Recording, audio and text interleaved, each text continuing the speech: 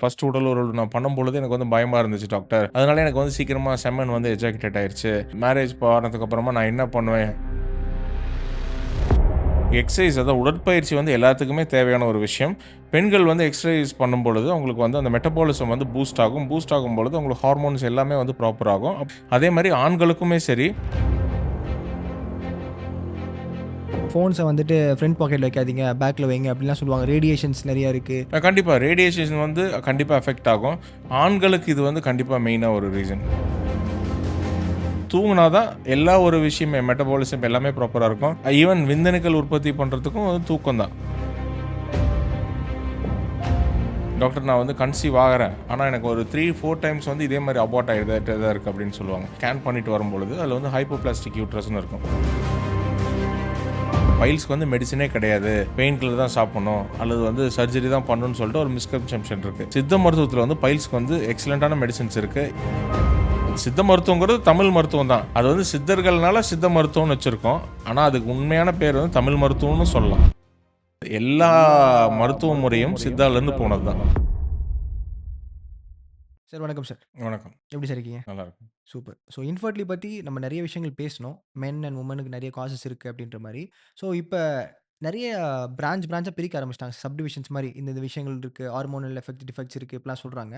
So நீங்க இன்னும் கொஞ்சம் விவரமா சொன்னீங்கன்னா நல்லாருக்கும். அதாவது பேசிக்கா தெரிஞ்சது வந்து ஆசோஸ்பெர்மியா, ஒலிகோஸ்பெர்மியா அல்லது அதில வந்து மோட்டிலிட்டி மார்ஃபாலஜி டிஃபெக்ட்ஸ் அந்த மாரி வந்து பிரச்சனைகள் வந்து எல்லாத்துக்குமே தெரிஞ்சது வந்து ஒரு காமனான ரீசனா இருந்துச்சு. ஆனா இந்த ஆசோஸ்பெர்மியாவோட காசஸ் வந்து மெயினா நெறைய விஷயத்தினால நடக்குது. இப்போ பொதுவாக ஒரு ஆணுக்கு வந்து ஆசோஸ்பெர்மியா ஏற்படும் பொழுது, அ பேசிக் ரீசன்னு பார்த்தோம்னா, அவரோட லைஃப் ஸ்டைலு அல்லது சின்ன வயசுல ஏதாவது அடிபட்டிருந்தாலோ, அல்லது மம்ப்ஸ் வந்திருந்தாலும் சரி, அல்லது வந்து இந்த வெரிகோசல், ஹைட்ரோசல் மாரி பிரச்சனைகள் வந்து ரொம்ப ரொம்ப நாளா இருந்தாலும் சரி, அல்லது ஏதோ ஒரு ஆப்பரேஷன் பண்ணும்பொழுது அந்த மாரி பாதிப்புகள் இருந்ததுன்னா, நார்மலா ஏற்படக்கூடிய ஆசோஸ்பெர்மியா. ஆனா சில பேத்துக்கு வந்து இந்த ஜெனடிக்கலாகவும் சரி, இந்த குரோமோசோமல் டிஃபெக்ட்ஸ்னால நெறைய பேத்துக்கு ஏற்படுது. அத வந்து அது என்ன ரீசன்னு கண்டுபிடிச்சு அதுக்குண்டான ட்ரீட்மெண்ட் பண்ணும்பொழுது மட்டும் தான் அத வந்து சரி செஞ்சுக்க முடியும். இத வந்து அப்படியே நெறைய ட்ரீட்மெண்ட் எடுத்திருப்பாங்க. எந்த ஒரு ரிசல்ட்ஸுமே இருந்திருக்காது.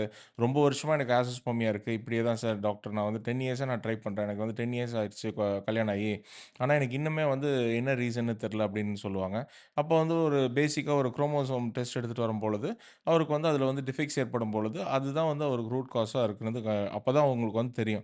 அதனால இது வந்து ஃபர்ஸ்ட்டு ஸ்டார்ட்டிங்ல எல்லாருமே இதோட புரிதல் தெரிஞ்சு கரெக்ட்டா புரிஞ்சுகிட்டு அதுக்குண்டான டெஸ்ட்டா இருந்தாலும் சரி, ட்ரீட்மெண்ட்டா இருந்தாலும் சரி, அத படி நீங்க ஃபாலோ பண்ணும்பொழுது, ஈஸியா அத வந்து ஃபர்ஸ்ட்டே கண்டுபிடிச்சு அதுக்குண்டான ட்ரீட்மெண்ட் பண்ண முடியும்.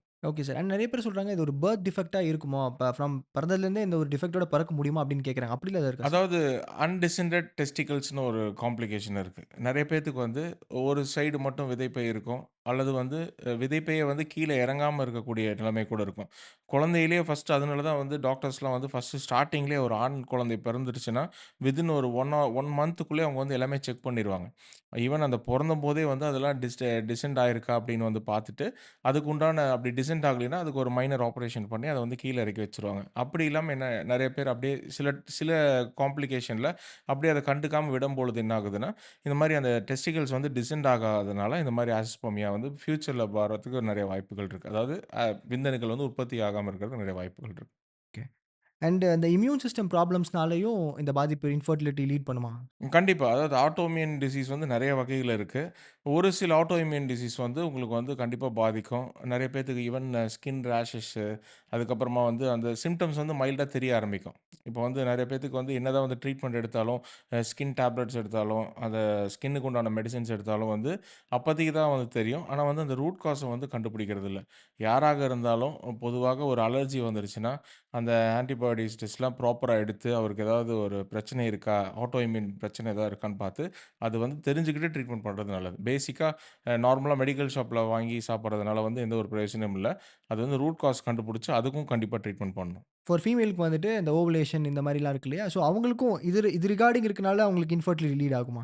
எப்படி? லைக் ஓவுலேஷன்ஸ், இந்த பர்த் டிஃபெக்ட்ஸ் இந்த மாரி இருக்கனால அவங்களுக்கு வந்து இன்ஃபர்டிலிட்டில பாதிப்புகள் ஏற்படும். கண்டிப்பா. அதாவது பெண்களுக்குமே நேச்சுரலா குழந்தை பிறக்கும் பொழுது, சில பேத்துக்கு வந்து அந்த வளர்ச்சி இருக்காது. அந்த பொதுவாக இது வந்து யூட்ரஸ தான் வந்து குறிக்குது.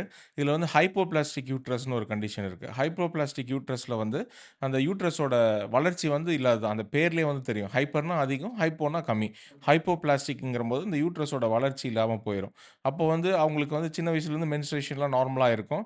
ஆனா வந்து அவங்களுக்கு கன்சீவ் ஆக ட்ரை பண்ணும்பொழுது, கன்சீவ் ஆயிருக்க மாட்டாங்க. அப்படி கன்சீவ் ஆனாலும் ஒரு 2 மந்த்ஸ், 3 மந்த்ஸ்க்குள்ளே வந்து அபார்ட் ஆகுற கேஸஸ் வந்து நெறைய இருக்கு. நெறைய பேர் சொல்லுவாங்க, "டாக்டர் நான் வந்து கன்சீவ் ஆகுறேன். ஆனா எனக்கு ஒரு 3, 4 டைம்ஸ் வந்து இதே மாரி அபார்ட் ஆயிட்டே தான் இருக்கு" அப்படின்னு சொல்லுவாங்க. அதுக்கப்புறமா உங்களுக்கு ரெஃபர் பண்ணி ஸ்கேன் பண்ணிட்டு வரும்பொழுது, அதில வந்து ஹைப்போபிளாஸ்டிக் யூட்ரஸ்ன்னு இருக்கும். அந்த யூட்ரஸ் வந்து அந்த குழந்தைய வந்து அதாவது அந்த கரெக்ட்டா புரொடக்ஷன் பண்ண முடியாத அளவுக்கு அந்த வீக்கா இருக்கிறதுன்னு அர்த்தம். சின்ன சைஸ்ல இருந்ததுனா அது வந்து ஹைப்போபிளாஸ்டிக் யூட்ரஸ்.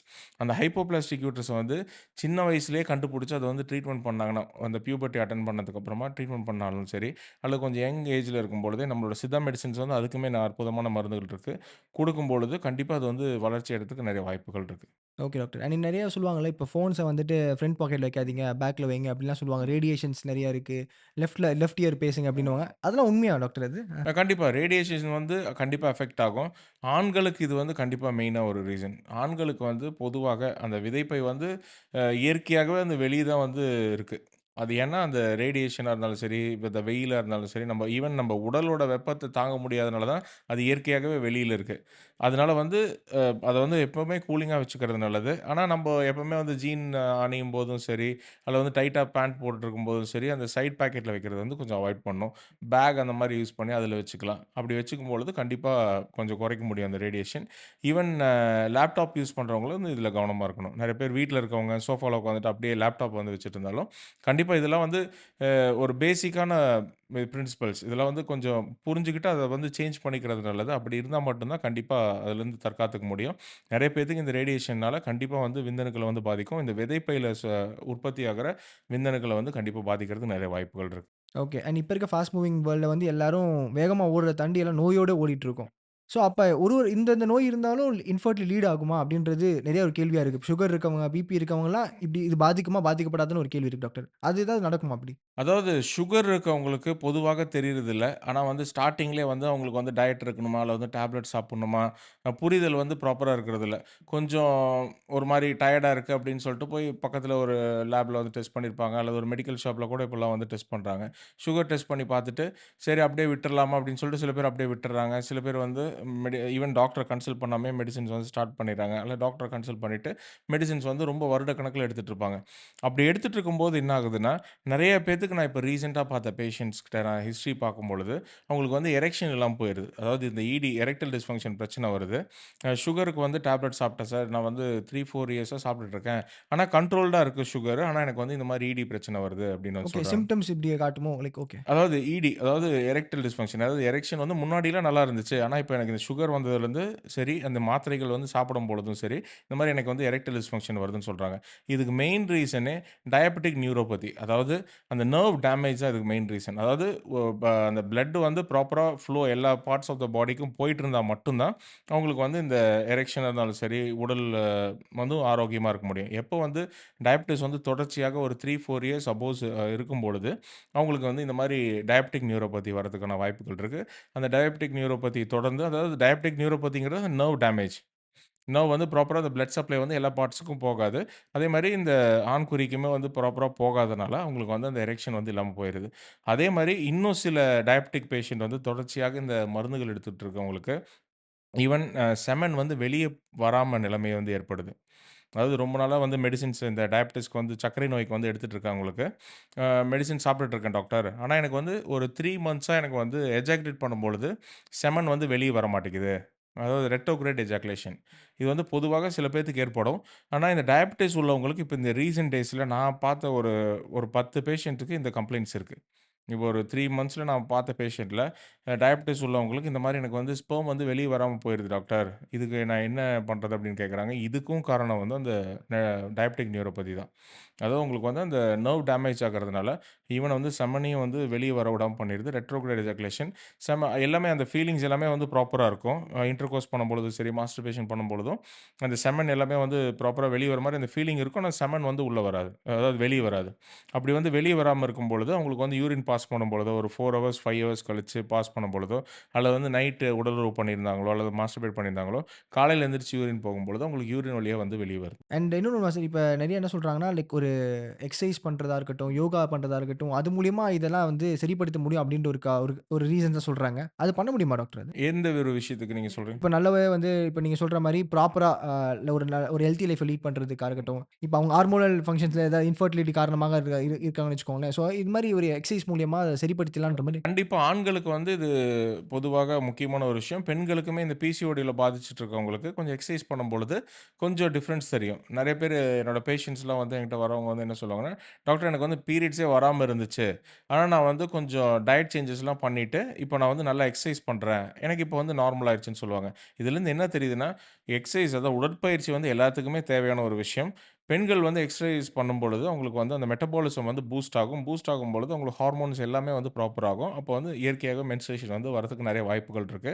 அதேமாரி ஆண்களுக்குமே சரி, பொதுவாகவே உடற்பயிற்சி வந்து ரொம்ப நல்லது. ஏன் வந்து உடற்பயிற்சி பண்ண சொல்றேன்னா, ஈவன் அந்த காலத்தில ஆண்கள் வந்து காலையில எந்திரிச்சோனே எல்லாத்துக்குமே எல்லா ஊர்லயும் வந்து பழக்கம் இருந்தது. என்னன்னா, காலைல எந்திரிச்சோனே 5 மணிக்கு குளிச்சுருவாங்க. குளிச்சுட்டு தோப்புக்கரணம் போடுவாங்க. ஒரு கோயில்ல போயிட்டு தோப்புக்கரணம் போடுற பழக்கம் இருக்கு. அது ஏன் வந்து இன்டைரக்ட்டா வந்து அதெல்லாம் ஃபாலோ பண்ணியிருக்காங்கன்னா, தோப்புக்கரணம் போடும்போது அந்த ஸ்குவாட்ஸ் மசில் வந்து நல்லா ஸ்ட்ரெங்தன் ஆகும். அந்த ஸ்குவாட்ஸ் மசில் வந்து நல்லா ஸ்ட்ரெங்தன் ஆகும் பொழுது, அவங்களுக்கு வந்து டெஸ்டோஸ்டெரான் வந்து பூஸ்ட் ஆகும். அதுவும் அந்த இயற்கையாக அந்த காலையில அந்த ஓசோன்லாம் வந்து ஃப்ரீயா இருக்கும்பொழுது, நல்ல ஆக்ஸிஜன் சப்ளை இருக்கும்பொழுது, அவங்க எக்சர்சைஸ் பண்றது ரொம்ப நல்லது. ஆண்கள் வந்து பொதுவாக எல்லா எக்சர்சைஸுமே பண்ணலாம். இந்த ஸ்குவாட்ஸ வந்து எவ்வளோக்கு எவ்வளோ அந்த லெக் மசில்ஸ வந்து ஸ்ட்ராங்கா வச்சுக்கிறாங்களோ, அந்த அளவுக்கு உங்களுக்கு வந்து டெஸ்டோஸ்டெரான் வந்து பீக்ல இருக்கும். அதேமாரி ஸ்பெர்ம் புரொடக்ஷனுக்குமே அது வந்து ஹெல்ப்ஃபுல்லா இருக்கும். Okay doctor. அண்ட் இப்ப இங்கிலீஷ் மெடிசின் தாண்டி ஆயுர்வேதா அது நம்ம வந்து எடுக்கிறோம்னு வச்சுக்கோங்களேன். ஸோ என்ன மாரி இப்ப நம்ம இந்த விஷயத்துக்காக இப்ப ஏதாவது ஒரு ப்ராப்ளம் உங்கள தேடி வராங்க அப்டின்னா, எவ்வளோ சீக்கிரமா அத குணப்படுத்த முடியுன்ற ஏதாவது ஒரு கணக்கு இருக்குமா? இந்த நாட்களுக்குள்ள இத சரிப்படுத்திருவோம் அப்டின்ற மாரி. அதாவது எல்லா நோய்களுக்குமே ஒரு குறிப்பிட்ட மண்டலம், அதாவது இப்போ வந்து நம்ம சொல்லக்கூடிய விஷயங்கள் வந்து ஈவன் சோரியாசிஸா இருந்தாலும் சரி, விந்தணுக்கள் பிரச்சனையா இருந்தாலும் சரி, பிசிஓடி, பிசிஓஎஸ் அல்லது வந்து ஹேர் ஃபாலு, அதேமாரி வந்து இந்த சில ஆக்னி, அதேமாரி வந்து ஹீட் பாயில்ஸு இந்த மாரி எண்ணற்ற நோய்கள் இருக்கு. அந்த எல்லா நோய்களுக்குமே அவங்களோட தன்மை, அவங்களுக்கு வந்து எத்தன நாளா இருக்கு? என்ன ஸ்டேஜ்ல இருக்கு? எப்படி அவங்களோட வயது என்ன? அதப்படி நம்ம மருந்துகள் கொடுக்கும்போது, சித்தாவ பொறுத்தவரைக்கும் ஃபர்ஸ்ட்டு தேவைப்பட்டால் அந்த விரேச்சனம், அதாவது ம பேதிக்கு வந்து குடுத்துட்டு, அதாவது ஸ்கின் டிசீஸ் இருந்தா பொதுவாக வந்து இது கண்டிப்பா ஃபாலோ பண்ணும். யாருக்காவது இந்த ஸ்கின்ல வந்து சோரியாசிஸ் வந்துச்சுனாலும் சரி, எக்ஸிமா வந்திருந்தாலும் சரி, அல்லது வந்து ஸ்கின் வந்து ரொம்ப ரொம்ப மங்கலா இருந்தாலும் சரி, அல்லது வந்து ரொம்ப ஏதாவது இன்ஃபெக்ஷன் இருந்ததுன்னா, அவங்களுக்கு வந்து இப்போ எளிதில கொடுக்கக்கூடிய பேதி மருந்துகள் குடுத்து, அவங்களுக்கு வந்து ஒரு 1 டே வந்து ரெஸ்ட்ல இருந்துட்டு, அப்புறம் நெக்ஸ்ட் டேலேருந்து மருந்துகள் குடுக்கும்பொழுது அவங்களுக்கு நல்லா அப்சார்ப் ஆகும். இது வந்து தேவைப்பட்டா உங்களுக்கு வந்து பேதி குடுத்து ஸ்டார்ட் பண்ணும்பொழுது நல்லாவே அப்சார்ப் ஆகி, ஈவன் அதாவது சித்தான்னா நான் எல்லா இதுலயும் சொல்லிட்டு இருக்கேன். சித்தான்னா நெறைய பேர் வந்து ரொம்ப லேட் ஆகும் அப்படின்னு வந்து நெனச்சுட்டு இருக்காங்க. அது கிடையவே கிடையாது. சித்தாவ பொறுத்தவரைக்கும் அதாவது டைரக்ட்டா திங்க் பண்ணி பார்த்தாங்கன்னா தெரியும். இப்ப பொதுவாக நவீன மருத்துவத்தில போயிட்டு மெடிசின் எடுத்தாங்கன்னா, இப்ப எந்த ஒரு சர்க்கரை நோயா இருந்தாலும் சரி, பிபியா இருந்தாலும் சரி, அல்லது வந்து எந்த ஒரு பேசிக்கா ஸ்கின்னுக்கா இருந்தாலும் சரி, ஹேர் ஃபாலா இருந்தாலும் சரி, என்ன டேஸ்ன்னு வந்து சொல்லவே மாட்டாங்க. தொடர்ந்து மருந்துகள் எடுத்துட்டு தான் இருப்பாங்க. ஆனா ஆமா. சித்தாவ பொறுத்தவரைக்கும் 48 டேஸ் அல்லது ஒரு 3 மந்த்ஸ் டூ 4 மந்த்ஸ். அதிலிருந்து என்ன புரியுதுன்னா, சித்தா தான் குயிக்கா ரிசல்ட் தருது ஆக்சுவலா. நீங்க வந்து மற்ற மருத்துவத்தில நீங்க கம்பேர் பண்ணி பார்க்கும்பொழுது, எந்த ஒரு பிரச்சனையா இருந்தாலும் சரி, சித்தால வந்து 2 மண்டலம், 3 மண்டலம் தான். அதுக்கப்புறம் மெடிசினே தேவையில்ல. அதுக்குள்ளேயே சரி செஞ்சுக்க முடியும். அதுக்கப்புறம் அந்த மெடிசின் எடுக்க தேவையில்ல. எடுக்க தேவையில்ல. ஓகே. இப்போ இங்கிலீஷ் மெடிசின் ஃபாலோ பண்ணவங்க அதுல வந்துட்டு போதும் நாட்டம் போயிடுச்சு. இதுலருந்து நான் வந்து கன்வெர்ட் ஆகுறேன் அப்டின்னு சொல்லி இங்க வரும்போது, அதுல சைட் எஃபெக்ட்ஸ் வருமா டாக்டர்? அதாவது பொதுவாக அவங்க வந்து என்ன நோய்க்காக எடுத்துட்டு இருக்காங்க பொறுத்தது அது. ஃபர்ஸ்ட்டு வந்து பொதுவாக டயபெட்டிஸ்க்கு வந்து அவங்க மெடிசின் எடுத்துட்டு இருந்தாங்கன்னா, இப்போ பொதுவாக மெட்ஃபார்மின் அந்த மாரி மெடிசின் தான் எடுத்துட்டு இருப்பாங்க. அப்போ எடுத்துட்டு இருக்கும்போது அவங்களோட சுகர் லெவல் எவ்வளோ இருக்கு? ஒரு 2 டேஸ் அந்த மெடிசின் ஸ்டாப் பண்ணா அவங்களுக்கு எப்படி இன்கிரீஸ் ஆகுது, டிக்ரீஸ் ஆகுதுன்னு பார்த்துட்டு, நம்ம மருந்துகள வந்து பேரலலா குடுக்கும்பொழுது, அவங்களுக்கு வந்து எளிதில வந்து அது பேலன்ஸ் பண்ண முடியும். மெயின்டெயின் பண்ணிக்க முடியும். Okay doctor. அண்ட் இப்ப நெறைய பேர் என்ன சொல்றாங்கன்னா, இப்ப ஆண்கள், பெண்கள் இப்டின்ற ஒரு இன்ஃபெர்டிலிட்டி விஷயங்கள்லாம் பேசிட்டு இருக்காங்க. நீங்க பார்த்ததுல லைக் ஒரு இந்த குட்டி ஏஜ் சின்ன ஏஜ்லயே வந்து இன்ஃபெர்டிலிட்டி விஷயமா வந்து என்ன நாடி வந்திருக்காங்க அப்டின்னா, என்ன மாரி கேஸஸ்லாம் நீங்க ஹேண்டில் பண்ணியிருக்கீங்க? அதாவது பொதுவாகவே எல்லா தம்பதிக்குமே வந்து பயம் இருக்கு இப்போ. ரொம்பவே வந்து குழந்தை பிறக்க முடியுமான்னே வந்து சந்தேகம் இருக்கு. ஒரு திருமணம் ஆயிருச்சுனாலும் சரி, ஆகறதுக்கு முன்னாடியே நெறைய ஆண்கள் வந்து செக் பண்ணிக்கிறாங்க. அது ஒரு நல்ல விஷயம் தான். ஆனா ரொம்பவும் பயப்படக்கூடாது. அதாவது பொதுவாக அந்த பயம் வந்து இல்லாம இருக்கணும். ஒரு ஆண் மகடா இருந்ததுன்னா, நீங்களே வந்து ஒரு செல்ஃபா ஒரு டயக்னைஸ் பண்ணிக்கிறதுக்கு விந்தணுக்கள் பரிசோதனை எடுத்து, அத வந்து சரி பார்த்து அதுக்கு வந்து அதுக்குண்டான சித்த மருந்துகள் எடுத்தோ, அல்லது வந்து லைஃப் ஸ்டைல் சேஞ்சஸ் பண்ணியோ, அவங்க வந்து சரி செஞ்சுக்க முடியும். ஒரு பெண்ணா இருந்துச்சுன்னா, அவங்களுக்கு வந்து இந்த யூட்ரஸ் ஸ்கேன் பண்ணி, அவங்க வந்து செக் பண்ணிட்டு, யுஎஸ்ஜி அல்ட்ராசவுண்ட் எடுத்து, அல்லது ஒரு டாக்டர கன்சல்ட் பண்ணிட்டு, அவங்க குடுக்குற டெஸ்ட் எடுத்து ஃபெர்டிலிட்டி டெஸ்ட்டுன்னே நெறைய வந்துருச்சு. அதப்படி அந்த டெஸ்ட்லாம் பண்ணிட்டு, அதில ஏதாவது டிஃபெக்ட்ஸ் இருந்ததுனா வந்து செக் பண்ணிக்கணும். இப்போ பொதுவாக ஆண்கள் வந்து ரொம்ப நெறைய பாதிக்கக்கூடிய விஷயம் வந்து, இந்த பதட்டத்தினாலேயே, அதாவது இப்போ மேரேஜ் ஆனதுக்கு அப்புறமா நான் என்ன பண்ணுவேன்? தயக்கம், பயத்தினாலேயே நெறைய பேத்துக்கு எரெக்ஷன் வராம போயிருது. பிரச்சனை. அதாவது என்னால நான் என்னமோ அவங்களுக்குள்ளேயே ஒரு அதாவது இன்ஃபியாரிட்டி காம்ப்ளெக்ஸ்னால அவங்களுக்கு என்ன ஆகுதுன்னா, நான் இந்த மாரி உடல் உறவு பண்ண முடியுமா? எனக்கு பயமா இருக்கு.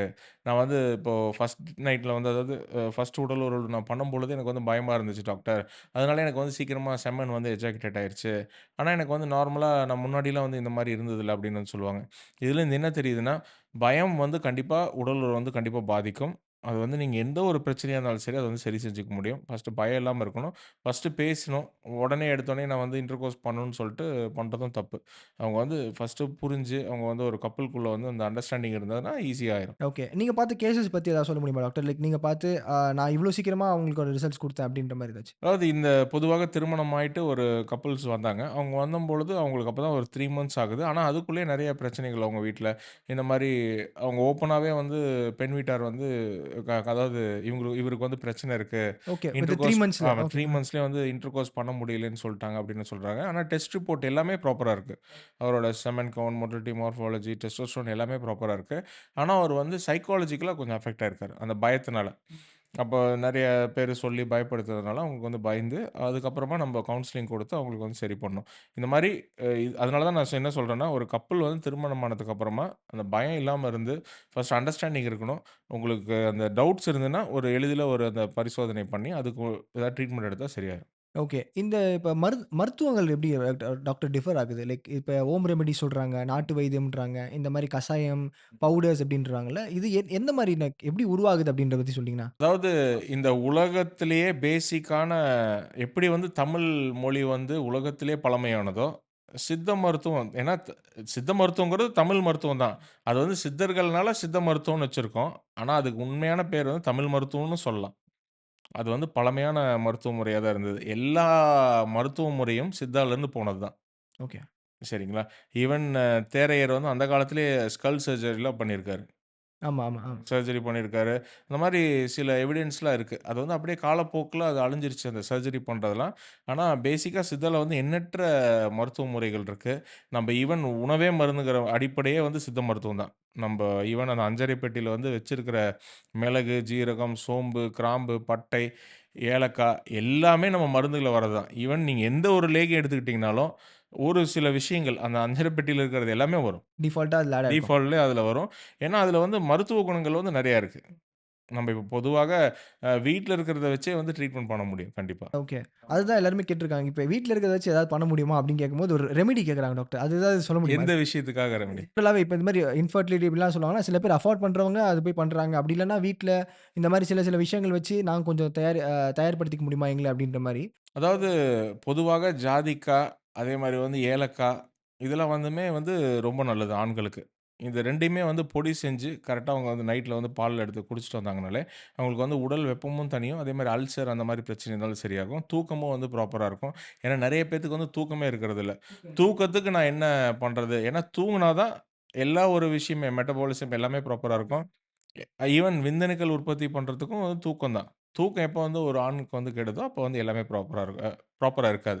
அதுக்கு வந்து இந்த ஜாதிக்காய் வந்து ரொம்ப நல்லது. ஜாதிக்காய் வந்து பொடி பண்ணி வச்சு, ஒரு 1 ஸ்பூன் அளவுக்கு கொஞ்சமா ஏலக்காவ சேர்த்தி, கொஞ்சமா தேனு, பால்ல மிக்ஸ் பண்ணி டெய்லி குடிச்சிட்டு வந்தாங்கனாலே, அவங்களுக்கு நல்லாவே சேஞ்சஸ் தெரியும். நல்லா பொதுவாக மெயினா வந்து நல்லா தூக்கம் வரும். ஓகே. தூக்கமும் வரும். அது கொஞ்சம் அஃப்ரோடிசிக் ரியாக்ஷன் இருக்கு. கொஞ்சம் அந்த ஆண்மை தன்மைய அதிகப்படுத்தும். இது வந்து யாரா இருந்தாலும் ஃபாலோ பண்ணலாம். நல்லாவே ரிசல்ட்ஸ் தெரியும். Okay doctor. அண்ட் நெறைய இப்ப இருக்க கேஸஸ்ல வந்துட்டு நெறைய பேர் ஏதாவது ஒரு விஷயத்துல பாதிக்கப்பட்டுருக்காங்க. அப்படி நீங்க பார்த்த இன்ஃபெர்டிலிட்டி வந்து எவ்வளோ நம்பர் ஆஃப் கேஸஸ் வந்து வருஷத்துக்கு வருஷம் இன்கிரீஸ் ஆயிட்டே இருக்கு? அதாவது இப்ப பொதுவாக ஒரு 10 பேத்துக்கு கல்யாணம் ஆச்சுன்னா, அதுல வந்து ஒரு 8 பேத்துக்கு வந்து இந்த பிரச்சனை இருக்குன்னே சொல்ல முடியும். ஒரு 80% அதாவது 100ல 80% ரேஷியோவ நான் சொல்றேன். ஏன்னா, அந்த அளவுக்கு வந்து பாதிச்சுட்டு வராங்க. அதாவது கன்சீவ் ஆகுறதே ஒரு ரேரான ஒரு இயற்கையாக கன்சீவ் ஆகுறதே ஒரு ரேரா மாறிட்டே வருது. அது வந்து கண்டிப்பா சந்தோஷப்படக்கூடிய விஷயம் கிடையாது. கண்டிப்பா இது வந்து வொரி பண்ணக்கூடிய விஷயம் தான். எல்லாருமே அந்த புரிதல் புரிஞ்சு கொஞ்சம் சேஞ்சஸ் பண்ணணும். லைஃப் ஸ்டைல்லாம் கொஞ்சம் சேஞ்சஸ் பண்ணி, இப்போ ஓரளவுக்கு கொஞ்சம் எல்லாருமே ஹெல்த்தியா மாறிட்டு வராங்க. கொஞ்சம் வாலிபத்திலேருந்தே அவங்க வந்து ஜிம்முக்கு போறது, கரெக்ட்டா சாப்பிடுறது அந்த மாரி ஓரளவுக்கு மாறுறாங்க. சில பேர் அந்த மாரி இருக்காங்க. ஆனா பொதுவாக வந்து யாருமே அத வந்து ஃபாலோ பண்றது கிடையாது. கொஞ்சம் சின்ன வயசுலேருந்தே எல்லாமே கொஞ்சம் ப்ராப்பரா இருந்து இந்த ஆயில் பாத் எடுக்கிறது. ஆண்களா இருந்ததுன்னா, வாரத்தில 2 நாள் நல்லெண்ணெய் தேய்ச்சு குளிக்கிறது. அதேமாரி வந்து தண்ணீ நெறைய குடிக்கிறது. நெறைய பேர் தண்ணீ எவ்வளோ குடிக்கிறீங்கன்னு கேட்டா கூட சொல்ல மாட்டாங்க. எனக்கு தெரியல யோசிச்சு சொல்லுவாங்க. நான் எவ்வளோ குடிச்சேன் இன்னைக்கு அப்படின்னு யோசிப்பாங்க. பொதுவாக ஒரு யாரா இருந்தாலும் ஒரு 3 டூ 4 லிட்டர்ஸ் கண்டிப்பா குடிக்கணும். அதேமாரி மலச்சிக்கல் இல்லாம பார்த்துக்கிறது ரொம்ப நல்லது. மலச்சிக்கல் இருந்தாலும் இந்த மாரி பிரச்சனைகள்லாம் நெறைய வரும். அதனால சின்ன வயசுலேருந்தே அந்த மலச்சிக்கல்லாம் பார்த்துட்டு, கொஞ்சம் இயற்கையான உணவு முறைகள் மாரி, ஆண்களா இருந்ததுன்னா கொஞ்சம் அந்த அந்த மாஸ்டர்பேஷன்லாம் கொஞ்சம் கண்ட்ரோல் பண்ணிட்டு, அதுக்கப்புறமா அவங்க வந்து மேரேஜுக்கு தயாராகுறது ரொம்ப அவசியம். ஓகே. இப்ப நீங்க சொல்றதெல்லாம் ஒன் டூ ஒன் ஏதாவது கனெக்ட் ஆயிட்டே இருக்குல்ல சார். லைக் நீங்க சொல்ற மாரி இப்ப எமோஷன்ஸா இருக்கட்டும், எல்லாமே வந்து கனெக்டடா இருக்கணும். எப்படி சார் நம்ம ரியல் லைஃபா நம்ம எப்படி நம்ம லீட் பண்ணணும் அப்படின்றத நீங்க ஒரு டாப் டூ பாட்டம் சொல்ட்டீங்கன்னா அதாவது அ சித்த மருத்துவத்தில ஒவ்வொரு விஷயத்துக்கும் ஒரு இது இருக்கு. அதேமாரி தினம் ஒரு இருமுறை, வாரம் 2 முறை, அதே வந்து மாதம் 1 முறை அந்த மாரி ஒவ்வொரு விஷயத்துக்கும் குடுத்துருக்காங்க. சித்த மருத்துவத்தில பொதுவாக 2 வாட்டி மலம் கழிக்கணும். காலை, மாலை. அதேமாரி வந்து வாரத்தில 2 வாட்டி நல்லெண்ணெய் தேய்ச்சு குளிக்கணும். ஓகே. சரிங்களா? அதுக்கப்புறம் மாதம் 1 வாட்டி அந்த பேதிக்கு வந்து குடுக்குறது நல்லது. அதேமாரி 6 மாசத்துக்கு ஒரு வாட்டி வாந்திக்கு எடுத்துக்கணும். ஓ! வாமிட் வ வா டிஃபால்ட்டா அ பண்ணுவாங்க. டிஃபால்ட்டாவே. நீங்க பஞ்சகர்மா ட்ரீட்மெண்ட் அந்த மாரி போனாலும், இதுவே சித்த மருத்துவத்திலருந்து வந்தது தான். ஈவன் ஆயுர்வேதத்தில இருக்க உடம்புல கழிவுகள கரெக்ட்டா அதுக்கேத்த மாரி கழிவுகள வந்து வெளியேத்துறது தான் வந்து அந்த ஒரு விஷயம். ஈவன் வாந்தி குடுப்பாங்க, பேதி குடுப்பாங்க. அது எல்லாமே வந்து உடம்ப வந்து தூய்மைப்படுத்துறது தான். டாக்டர் இப்ப இந்த இன்ஃபெர்டிலிட்டி இந்த காரணங்கள் வந்து இப்ப ஜெனடிக் ஃபேக்டர்ஸ்னாலயும் இந்த இன்ஃபெர்டிலிட்டி லீட் ஆகுமா? பண்ணுமா அப்படின்றது? அதாவது அன்ஐடென்டிஃபைட் காசஸ்ன்னு சொல்லுவாங்க. அதாவது நெறைய பேத்துக்கு வந்து ரீசன் என்னன்னே தெரியாம ரொம்ப நாளா அவங்களுக்கு வந்து இன்ஃபெர்டிலிட்டி பிரச்சனை இருந்திருக்கும். நெறைய ட்ரீட்மெண்ட் பண்ணியிருப்பாங்க. எந்த ஒரு ரிசல்ட்டுமே இருந்திருக்காது. நெறைய மெடிசின்ஸ் எடுத்திருப்பாங்க. அந்த வந்து கவுண்டே இன்கிரீஸ் ஆயிருக்காது. அதுக்கப்புறமா தான் கடைசியா சில பேர் வந்து ஃபர்ஸ்ட்டே சொல்லியிருப்பாங்க. டாக்டர் கன்சல்ட் பண்ணும்பொழுது, இந்த மாரி நீங்க வந்து ஒரு குரோமோசோம் டெஸ்ட் எடுத்துருங்க அப்படின்னு வந்து சொல்லுவாங்க. ஆனா அது கொஞ்சம் காஸ்ட்லியா இருக்கிறதுனால அவங்க வந்து அப்படியே விட்டுருவாங்க. அது சரி அப்புறமா எடுத்துக்கலாம் அப்படின்னு சொல்லிட்டு விட்டுருவாங்க. பொதுவாக ஆண்களுக்கு வந்து இந்த பிரச்சனை வந்து இருக்கு. அதாவது பொதுவாக ஒரு 46 XY குரோமோசோம் இருக்கணும்.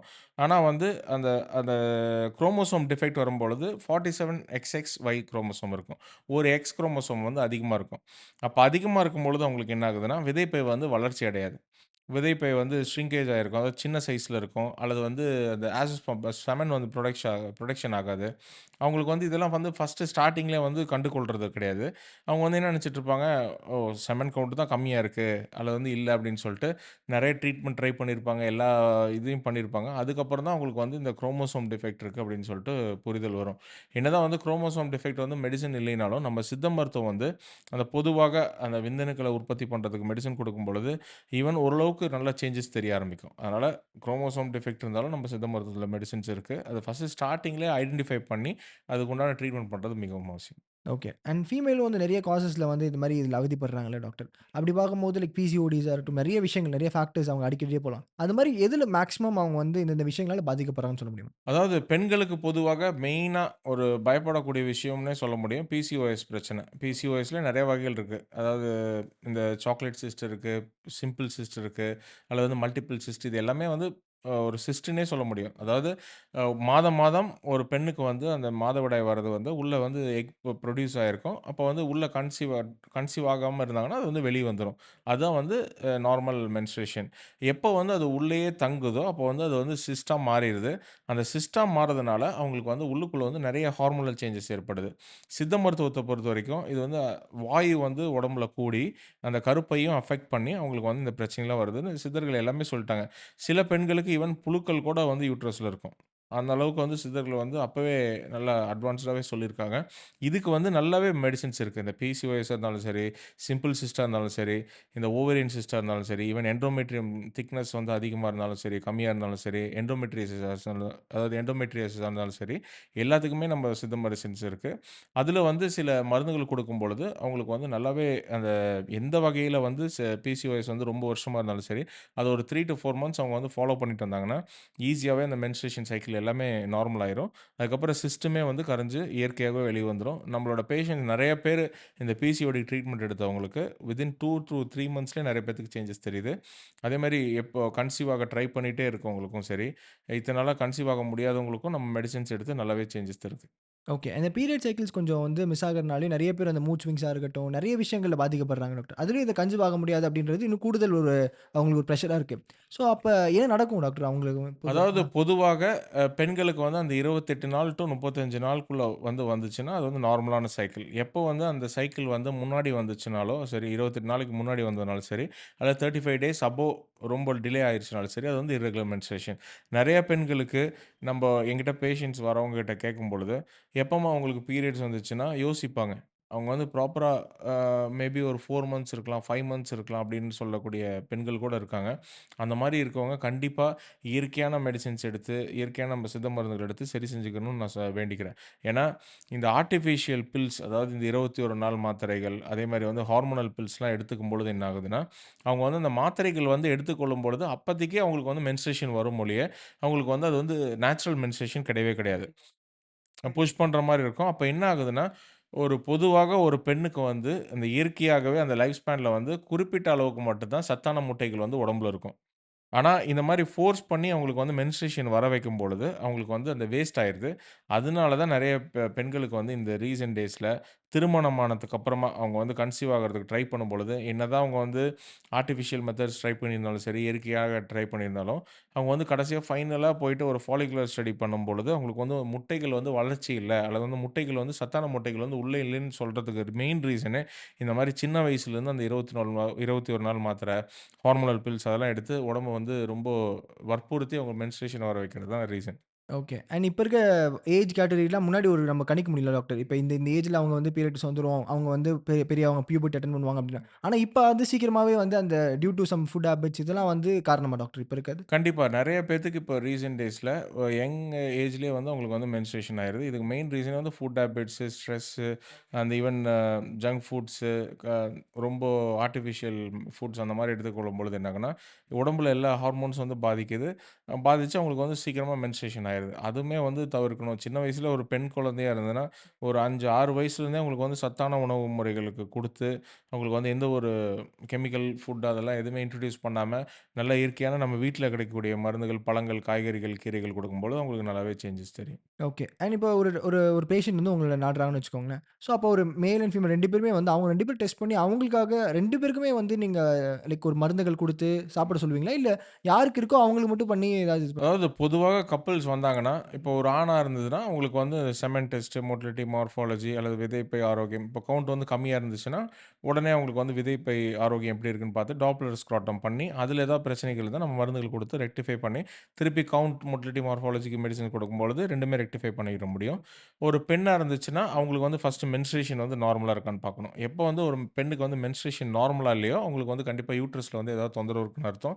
அல்லது வந்து கிளாட்ஸ் மாரி ஆகும். சில பேத்துக்கு வந்து இந்த maroon colour discharge, chocolate cyst மாரி இருக்கவங்களுக்கு இந்த மாரி கிளாட்ஸ் மாரி வெளிய வரும்.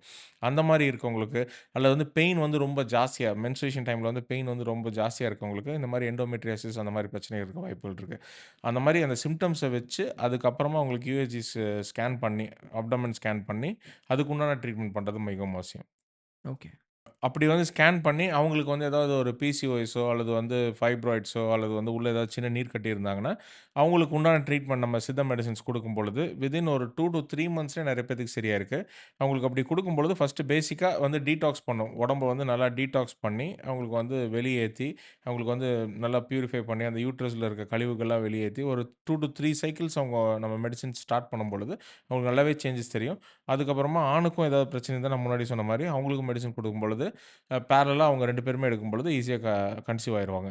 இப்போ வந்து ஒரு கப்பிள்ஸ்குள்ள பிரச்சனை இருக்கவங்களுக்கு மட்டும் தான் மெடிசின் தருவோம்.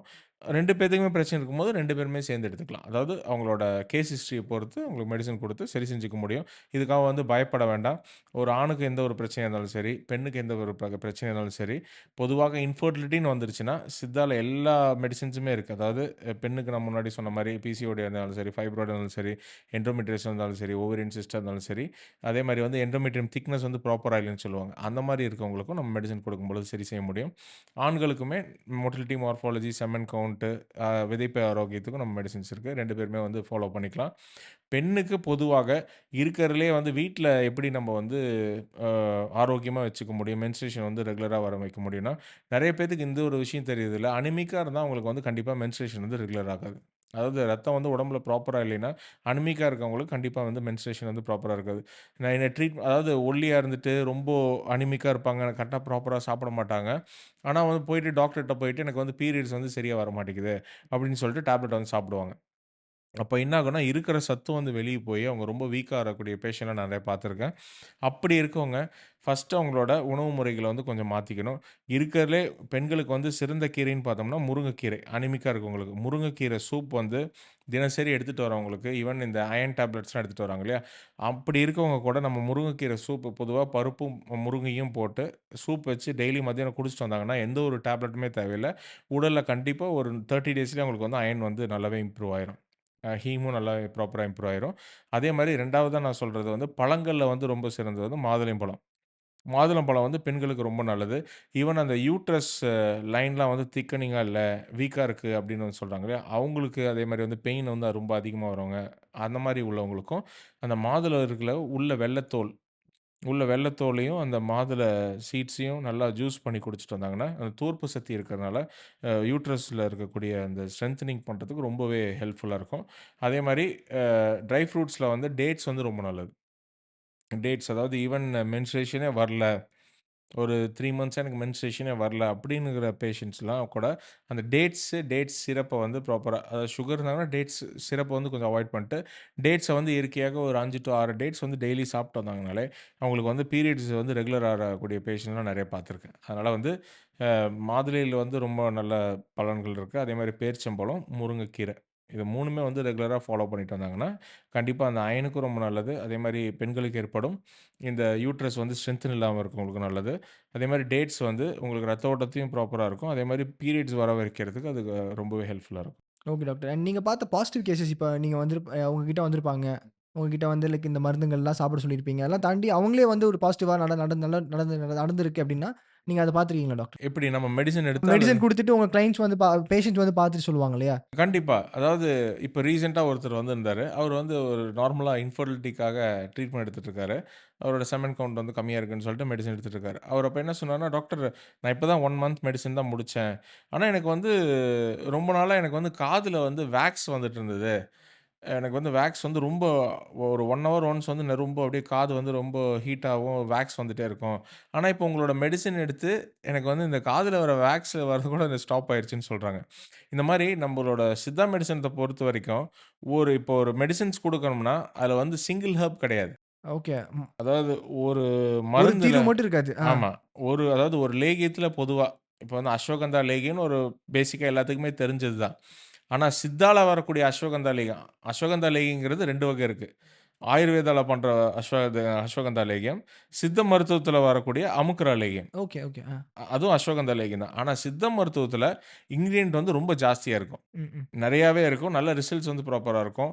ஈவன் அவருக்கு காதுல வரக்கூடிய வேக்ஸ்லாம் கூட ஸ்டாப் ஆயிருக்கு. இதுலருந்து என்ன தெரியுதுன்னா, ஒரு மெடிசின் நம்ம குடுக்குறது வந்து ப்ராப்பரா அவங்க வந்து எடுத்துட்டு வரும்பொழுது, உடம்பு வந்து பேசிக்கா டீடாக்ஸ் ஆகும். உடம்பு வந்து இன்னும் சத்தா மாறும்.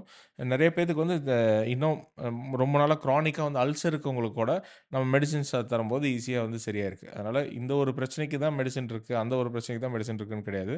சித்தாவ பொறுத்தவரைக்கும் சித்தர்கள் சொன்ன மாரி 4448 நோய்களுக்குமே மெடிசின்ஸ் இருக்கு. இந்த பொதுவாக இந்த இன்ஃபெர்டிலிட்டிக்கு வந்து ரொம்பவே ஸ்பெஷலா இருக்கு. டாக்டர் இப்ப நெறைய கேஸ் இப்ப இன்ஃபெர்டிலிட்டி பத்திலாம் பேசுனீங்க. இப்ப அந்த பைல்ஸ் அப்படின்றதுமே இப்போ ஒரு காமன் ஃபேக்டரா இருக்கு. இப்ப நெறைய பேருக்கு வந்துட்டு அது அது பத்தியான ஒரு புரிதல் இல்லாமயே ரொம்ப நேரமா உட்கார முடியல, அதெல்லாம் பண்றாங்க அப்படின்னு சின்ன சின்ன பசங்களும் சொல்றாங்க. அது நம்ம கேட்க முடியுது அப்படின்னா, அது எந்தெந்த ஸ்டேஜஸ் இருக்கு? எப்படிலாம் அது கிளியர் பண்ணுவாங்க அப்படின்னு? அதாவது பைல்ஸ பொறுத்தவரைக்கும் மூல நோய் வந்து சித்த மருத்துவத்தில எண்ணற்ற வகைகள் இருக்கு. இது பொதுவாக அதாவது இப்ப நம்ம சரவுண்டிங்ஸ்ல பார்த்தீங்கன்னா, பெண்களுக்கு வந்து ரொம்ப ஜாஸ்தியா ஏற்படுது. பெண்களுக்கு பொதுவாகவே இந்த பிரெக்னன்சி டைம்ல வந்துருச்சுன்னா ரொம்ப அவதிப்படுறாங்க. பிரெக்னன்சி டைம்ல வந்து பைல்ஸ் வந்துருச்சுன்னா, அவங்கனால வந்து லாக்ஸேட்டிவும் ப்ராப்பரா எடுத்துக்க முடியாது. அதாவது மலமிளக்கியும் வந்து ப்ராப்பரா எடுத்துக்க முடியாது. ஏன்னா பயப்படுவாங்க. குழந்தைக்கு எதா ஆயிருமா அப்படின்னு சொல்லிட்டு. அதனால பேசிக் லாக்ஸேட்டிவ் வந்து நம்ம சித்த மருத்துவத்தில இருக்கு. அத குடுக்கும்பொழுது அவங்க வந்து ரெக்டிஃபை பண்ணிக்க முடியும். ஆனா பொதுவாகவே பைல்ஸ்க்கு சித்த மருத்துவத்தில எக்ஸலன்ட்டான மெடிசின்ஸ் இருக்கு. ஈவன் நெறைய பேரு என்ன நெனைக்கிறாங்கன்னா, பைல்ஸ்க்கு வந்து மெடிசினே கிடையாது. பெயின் கில்லர் தான் சாப்பிடணும். அல்லது வந்து சர்ஜரி தான் பண்ணணும்னு சொல்லிட்டு ஒரு மிஸ்கன்செப்ஷன் இருக்கு. ஆனா இருக்கிறதுலே உலகத்திலேயே நான் சொல்றது என்னன்னா, சித்த மருத்துவத்தில வந்து பைல்ஸ்க்கு வந்து எக்ஸலன்ட்டான மெடிசின்ஸ் இருக்கு. எந்த வகையிலான பைல்ஸா இருந்தாலும் சரி, அதே மாரி வந்து ஃபிஷரா இருந்தாலும் சரி, அதே மாரி பௌத்திரமா இருந்தாலும் சரி, உங்களுக்கு வந்து ப்ராப்பரா அந்த நாங்க சொல்லக்கூடிய மெடிசின்ஸ வந்து ப்ராப்பரா எடுத்துட்டு வரும்பொழுது, கரெக்ட்டா அந்த ஒரு 28 டூ 30 டேஸ்க்குள்ளயே உங்களுக்கு வந்து நல்லாவே சேஞ்சஸ் தெரியும். நெறைய பேத்துக்கு அந்த ஃபர்ஸ்ட் வீக்லயே நல்லாவே உங்களுக்கு குறைய ஆரம்பிச்சுரும். அதனால பைல்ஸ் வந்துருச்சுன்னா பயப்பட வேண்டாம். நம்ம சித்த மருத்துவத்தில ப்ராப்பரா அத ஃபாலோ பண்ணும்பொழுது, ஈஸியா சரி செஞ்சுக்க முடியும். பைல்ஸ் வந்துருச்சு. நெறைய பேத்துக்கு இந்த காம்ப்ளிகேஷன் எப்படி இருக்கும்னா, அவங்களால ஈவன் ஒர்க்குக்கே போக முடியாது. போனாலும் ஒரு இடத்துல உட்கார முடியாது. முதுகு வலி வர ஆரம்பிக்கும். கான்ஸ்டிபேஷன் இருக்கும். எப்போ வந்து பைல்ஸ் வந்துருச்சோ, ஃபர்ஸ்ட்டு மலம் வந்து ஃப்ரீயா போக வைக்கணும். அப்பன்னா தான் அந்த பைல்ஸ் வந்து சரியாகும். இல்லன்னா மலம் வந்து உள்ள தங்கி அவங்களுக்கு வந்து ரொம்ப காம்ப்ளிகேஷன் வந்து ரொம்ப ஜாஸ்தியா இருக்கும். மலம் வந்து உள்ள தங்கிருச்சுன்னா, அவங்களால சாப்பிட முடியாது. சாப்பிட்டாலும் வாந்தி வர ஆரம்பிக்கும். அவங்களுக்கு வந்து உடலுக்கு வந்து ப்ராப்பரா சத்து வந்து போகாது. ஓகே. அந்த டிஸ்போசல் வந்து வெளில கிளியர் வெளிய ஆக கிளியர் ஆனா மட்டும் தான் உங்களுக்கு வந்து உடம்பு வந்து தூய்மையா இருக்கும். அதுக்கப்புறம் ஃபர்ஸ்ட்டு பைல்ஸ்னால பாதிப்புக்குள்ளாகி வந்தாங்கன்னா, ஃபர்ஸ்ட்டு அவங்களுக்கு வந்து கான்ஸ்டிபேஷன ரெக்டிஃபை பண்ணாலே உங்களுக்கு வந்து சரியாயிரும். ஃபர்ஸ்ட்டு கான்ஸ்டிபேஷன ரெக்டிஃபை பண்றதுக்கு நம்ம சித்த மருத்துவத்தில எளிதில வரக்கூடிய லாக்ஸேட்டிவ் மெடிசின்ஸ் குடுக்கும்பொழுது, லாக்ஸேட்டிவ்ங்கிறது அந்த மலமிளக்கி மெடிசின்ஸ் குடுக்கும்பொழுது, அவங்களுக்கு ஈஸியாவே அவங்களுக்கு வந்து ஒரு 30% வந்து குறைஞ்சிரும். அதுக்கப்புறமா சில மருந்துகள் குடுக்கும்பொழுது, உங்களுக்கு வந்து ஈஸியாவே உங்களுக்கு வந்து அந்த ரெக்டல்ல ஏற்படக்கூடிய புரொலாப்ஸ் எல்லாமே அதாவது பைல்ஸ்னா என்னன்னா, அந்த ரொம்ப பிரஷர் வந்து அதிகமாக போகும்பொழுது, அந்த ரெக்டல் புரொலாப்ஸ் தான் வந்து பைல்ஸ். அதாவது அந்த ரெக்டம்ல இருக்கக்கூடிய வெயின்ஸ் எல்லாமே வந்து புரொலாப்ஸ் ஆயிரும். அதாவது அதோட தன்மைக்கு மாறி பிரஷர் அதிகமாகி, அந்த இடத்துல வந்து வீக்கம் வீக்கம் வந்து ரொம்ப அதிகமாயிரும். அதுதான் வந்து பைல்ஸ். அப்ப என்ன ஆகும்னா, உங்களுக்கு வந்து ஸ்மால் லம்ப் மாரி இருக்கும். அல்லது வந்து அந்த வெயின்ஸ்ல வந்து ஏதாவது புடைச்ச மாரி இருக்கும். அப்போ வந்து சில பேத்துக்கு வந்து இன்டர்னலாவும் ஏற்படும். சில பேத்துக்கு எக்ஸ்டர்னலாவும் ஏற்படும். ஒரு நவீன மருத்துவத்தில வந்து 2 வகை தான். External piles, internal piles. ஆனா வந்து சித்தா மெடிசின்ஸ்ல ரத்தம் மூலம், செண்டு மூலம் அந்த மாரி ஒரு பதி வேரியஸ் டைப்ஸ் இருக்கு. அவங்களுக்கு வந்து அந்த சிம்ப்டம்ஸ ஆராய்ஞ்சு, அவங்களுக்கு வந்து ட்ரீட்மெண்ட் பண்ணும்பொழுது ஈஸியா சரி செஞ்சுக்க முடியும். ஈவன் பைல்ஸுக்கு அ காரநூல் சிகிச்சைன்னு சித்த மருத்துவத்தில ஒண்ணு இருக்கு. காரநூல் சிகிச்சைங்கிறது இப்ப எப்படி ஆப்பரேஷன்லாம் பண்றாங்களோ, இன்னுமே நான் சொல்றது என்னன்னா, நெறைய ஹாஸ்பிட்டல்ஸ்லலாம் கூட நம்ம சித்தா டாக்டர்ஸ கூப்ட்டு இந்த காரநூல் சிகிச்சை பண்றது இன்னுமே வந்து இருக்கு. ஓகே. அது என்ன இது டாக்டர்? காரநூல் சிகிச்சைங்கிறது, அந்த நூல் வந்து கொஞ்சம் ஹார்டா இருக்கும். அத வந்து டைப் பண்ணி விட்டுருவாங்க. டைப் பண்ணி விட்டாங்கன்னா, அவங்களுக்கு எந்த ஒரு சர்ஜரியும் தேவையில்ல. ஒரு 3, 4 டேஸ்லயே அது வந்து விழுந்துரும். இதான் வந்து காரநூல் சிகிச்சை. இது வந்து பேசிக்கா வந்து அ இப்ப வந்து சில சித்த மருத்துவர்கள் வந்து இதில ரொம்பவே ஸ்பெஷலைஸ்டா இருக்காங்க. அந்த மாரி நம்ம இப்ப பொதுவாக ஒரு பேசிக்கா பைல்ஸ் வந்துருச்சுன்னா, ஃபர்ஸ்ட் ஸ்டார்ட்டிங்லேயே நீங்க எடுத்துக்கிட்டீங்கன்னா, மூலிகை மருந்துகள் மூலியமாவே உங்களுக்கு வந்து ஒரு 1 வீக் டூ 10 டேஸ்லயே சரி செஞ்சுக்க முடியும். அப்படி கொஞ்சம் அட்வான்ஸ்டா இருக்கு, ரொம்ப நாளா இருக்கு, வலி வந்து தாங்க முடியல, அல்லது வந்து மாஸ் வந்து ரொம்ப அதிகமா இருக்குன்னா, காரநூல் சிகிச்சை ட்ரை பண்ணலாம். Okay. What are the various stages doctor? இதுல ஏதாவது ஸ்டேஜஸ் மாரி இருக்கா? கிளாசிஃபை பண்றதுங்கிறது நான் சொன்ன மாரி சித்த மருத்துவத்தில எண்ணற்ற வகைகள் இருக்கு. ஆனா வந்து நவீன மருத்துவத்தில இன்டர்னல் பைல்ஸ், எக்ஸ்டர்னல் பைல்ஸ். இது வந்து அந்த பெயின பொறுத்து, அவங்களோட அந்த லம்ப பொறுத்து தான் அதோட ஸ்டேஜ் வந்து தெரிஞ்சுக்க முடியும். அதோட சிவியாரிட்டி அவங்களுக்கு வந்து பேஷண்ட் எப்படி இருக்காரு? அவரோட ஏஜ் என்ன ஆகுது? சில பேத்துக்கு வந்து ஆப்பரேஷன் பண்றதுக்கு பயமா இருக்கும். அப்படி இருக்கவங்களுக்கு நம்ம மெடிசின்ஸ் குடுத்து அவங்களுக்கு வந்து ரெக்டிஃபை பண்ண முடியும். ஓகே. நெறைய சொல்லுவாங்களே, ஒரே இடத்துல உட்காராத, ஒருத்தவங்க உட்கார்ந்ததுக்கு அப்புறம் உட்காராத, அப்படின்ற மாரி நெறைய உடல் உஷ்ணங்கள் ரொம்ப இதா இருக்கும் அப்படின்னு. இதெல்லாமே இட் இஸ் சம்வாட் அதுவே கனெக்டட் டாக்டர்? சித்த மருத்துவத்தில வாயு பதார்த்தங்கள், மலச்சிக்கல தொடர்ந்து மிகவும் முக்கியமாக சித்தர்கள் என்ன சொல்லியிருக்காங்க, அதிகமாக போகம் கொள்றவங்களுக்கு இந்த பைல்ஸ் வரும். போகம்னா உடலுறவு. உடலுறவு வந்து ரொம்ப அதிகமாக பண்றவங்களுக்கு, இது வந்து சித்தர் பாடல்லே இருக்கு. அதிகமாக போகம் பண்றவங்களுக்கு இந்த மாரி பைல்ஸ் வரும். அதனால ரொம்ப எக்ஸசிவா வந்து உடல் உறவு இருக்கவங்களுக்கு, அந்த பைல்ஸ் பிரச்சனை இருந்ததுன்னா, கொஞ்சம் கண்ட்ரோல்டா வச்சுக்கிறது நல்லது. ஓகே. இப்போ முன்னாடியே வந்து இது எல்லாமே எழுதப்பட்டதா டாக்டர்? நீங்க சொல்ற மாரி நீங்க எல்லா 4000 பிளஸ் வந்து இருக்க எல்லா பிரச்சனைகளுக்கும் தீர்வு இருக்கு அப்படின்னு. இப்ப அது அது அழியாம அது கடைபிடிக்கிறதுக்கான ப்ராசஸ் இருக்குல்ல டாக்டர்? அத பத்தி கொஞ்சம் சொல்லுங்க. அடுத்த தலைமுறைகளா போயிட்டு இருக்கே அது. அதாவது உடல வந்து ஆரோக்கியமா வச்சுக்கிறதுக்கு சித்தர்கள் வந்து எண்ணற்ற மூலிகைகள், ரகசியங்கள் எல்லாமே குடுத்துருக்காங்க. ஒரு நோய் வந்துருச்சுன்னா, அதுக்கு வந்து என்ன பண்ணணும்னு சொல்லி மருந்துகள் எல்லாமே குடுத்துருக்காங்க. மருந்து, தொக்கணம், இந்த மசாஜ் எல்லாமே குடுத்துருக்காங்க. ஆனா வந்து காயக்கற்ப மூலிகைகள். அதாவது காயக்கல்பங்கிறது சித்த மருத்துவத்தில ரொம்பவே முக்கியமானது. இத பத்தி நம்ம நெக்ஸ்ட் வீடியோல ஸ்பெஷலா பண்ணுவோம். பட் இந்த காயக்கல்பங்கிறது உடல வந்து அதாவது காயம், கல்பம். அதாவது உடல வந்து கல்லா மாத்தக்கூடிய விஷயத்த தான் வந்து அவங்க வந்து காயக்கல்பம்னு வச்சிருக்காங்க. நரை, திணி, மூப்பு, பிணி, சாக்காடு. அதாவது இறப்பே இல்லாத அளவுக்கு உடல வந்து மாத்தக்கூடிய அளவுக்கு சொல்லியிருக்காங்க. பேசிக்கான பிரின்சிபல வச்சு. ஈவன் இஞ்சி, தேனூறுல ஒரு காயக்கல்பம் தான். நெல்லிக்காய் தேனூறுல ஒரு காயக்கல்பம் தான். இந்த மாரி அத வந்து கரெக்ட்டா ப்ராப்பரா பண்ணி அத வந்து சாப்பிடணும். இத நம்ம கண்டிப்பா நெக்ஸ்ட் வீடியோஸ்ல நம்ம கண்டிப்பா மக்களுக்கு கொண்டு போலாம். அதே மாரி கடுக்காயும் ஒரு காயகல்ப மூலிகை தான். கடுக்காய் வந்து பிளெயினா பொடியா எடுக்கிறத விட, பாவன கடுக்காய்ன்னு ஒண்ணு இருக்கு. அத வந்து ப்ராப்பரா ஊற வச்சு, அத வந்து கரெக்ட்டா ப்ராப்பரா சாப்பிட்டு வந்தாங்கன்னா, உங்களுக்கு வந்து உடலுக்கு நல்லது. ஒருத்தருக்கு வந்து என்ன தேவையோ, அதாவது காயகல்ப மூலிகையில நெறைய வகைகள் இருக்கு. ஆனா, என்ன தேவையோ அதுக்கு உண்டானபடி எடுத்துக்கிட்டாங்கன்னா, உங்களுக்கு வந்து நல்லாவே ரிசல்ட்ஸ் தெரியும். Thank you doctor. நெறைய விஷயங்கள் ஷேர் பண்ணீங்க. நேரத்துக்கு ரொம்ப நன்றி. நன்றி.